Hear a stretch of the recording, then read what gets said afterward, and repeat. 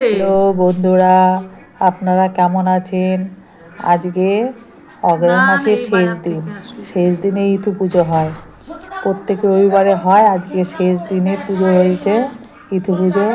এই চাল কলা দিয়েছে, এখানে দই খই কলা দিয়ে মিষ্টি দিয়ে ভোগ দেওয়া হয়েছে।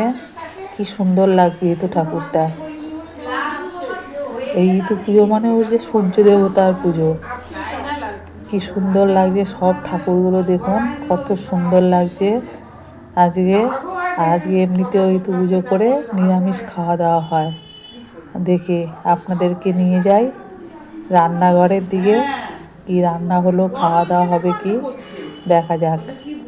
হয়েছে আজকে খিচুড়ি, আলু ভাজা, বেগুন ভাজা, বাঁধাকপির তরকারি, আর হয়েছে পায়েস, সঙ্গে মনে হয় পাঁপড় আছে।